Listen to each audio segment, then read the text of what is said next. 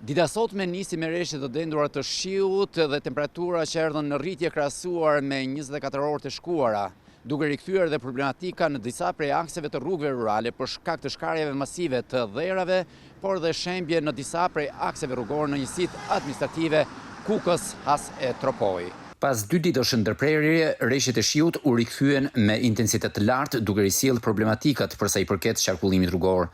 Në rrugën e Kombit pati prezencë uji duke vështirësuar qarkullimin e me shpejtësi të kufizuar për të shmangur aksidentet e mundshme rrugore.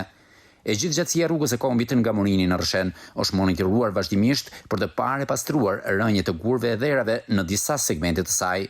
Fatmirësisht nuk pati probleme edhe pse në praninë e reshjeve të dendura të shiut.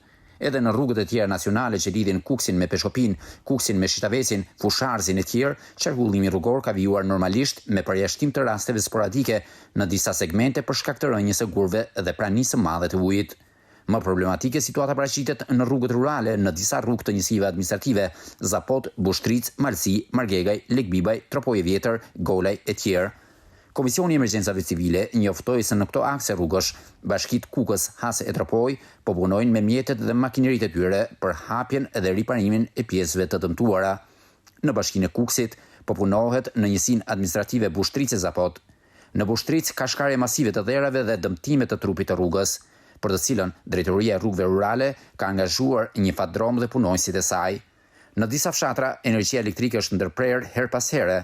Kjo për shkak të defekteve të shumta në rrjetin e transmetimit të tensionit të mesme të ulët dhe disa gabina elektrike.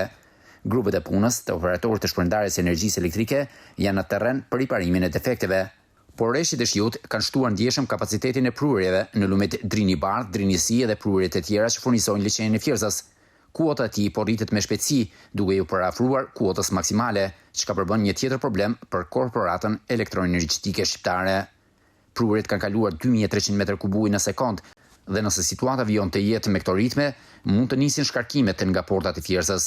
Aktualisht niveli i ujit është 289.5 metra mbi nivelin e detit, në një rritje të ndjeshme mesatare 3 metra në 24 orë.